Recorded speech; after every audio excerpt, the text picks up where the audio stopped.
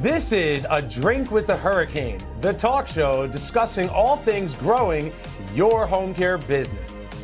This video is sponsored by Home Care Evolution, where we help home care agencies adapt to changing circumstances, transform their business so that they can thrive for years to come. We have to mind the people that we spend our time with.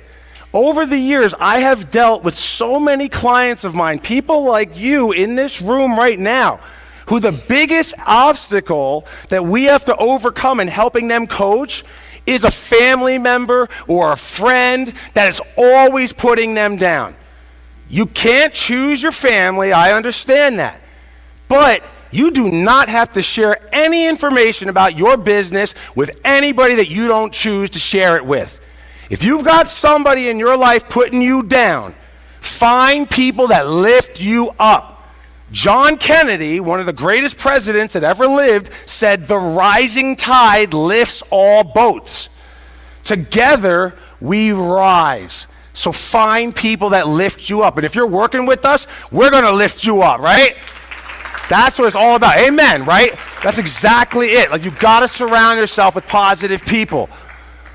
The next one, the power of active listening. It's the fourth one. And this active listening was in just about every single presentation that I gave, right? I feel like in today's society, it's a dying culture. It's a dying breed. Everybody's so quick to speak and talk over someone else.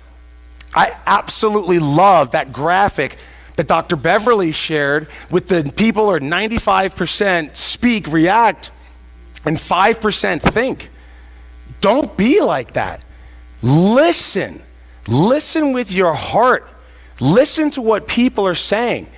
One of my favorite clients that I ever had, right? This lady's last name was the same last name as mine, right? So she's Weiss, Mrs. Weiss. And her daughter, Dina, was definitely a PITA, right? A pain in the you know what, right? So this lady would call the office and she would like go to her mother's home and look for things that she could complain about. And then she'd call and she'd be like, I don't like the way the bed was made this morning, right? Oh, I don't like the fabric softener the caregiver's using. My mother uses Downy, not Bounce, right? And I'm like, dude, like, is your mom clean? You know, is she out of her pajamas and she's dressed for the day? Did she get fed? Yeah, that's all fine. So eventually, I'm always like, I'm sorry. I'm trying to get off the phone with her as quickly as possible. I'm not listening, just, I'm sorry. So finally, one day she calls and she's complaining about something, right? And I'm listening to her.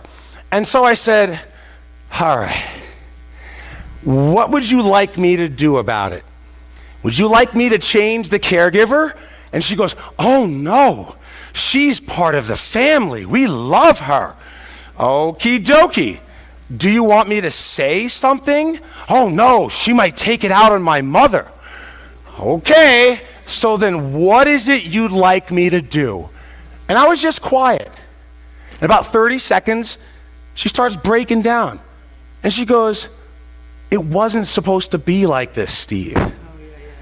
I was supposed to be the one to wash mom and comb her hair and get her dressed and do her nails. And I was supposed to do that.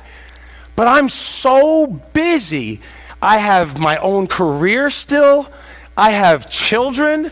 My children are starting to have children. I'm a grandma, classic sandwich generation. And I can't handle this. And so after listening to her, and she went through all of that, I said, that's what you have us for, right? Mom is cleaned. Mom is taken care of. Mom has her meals. Mom's getting her therapy. Now, when you go to her house, you don't have to do that stuff. But here's what you have to do. You have to spend time with mom because her time is running out. Make those memories, because those memories are what's going to last a lifetime. And when she does pass away, she will live on through you and the love that you show everyone else. Because clearly this woman loved her mom and her mom loved her, right? And from that day forward, the entire relationship changed. No more calling, no more complaining, loved every moment until the day she passed away. And I remember going to that funeral, and now, we're talking like 15 years later, I am still friends with that daughter because of one conversation, just listening instead of trying to respond. That's powerful.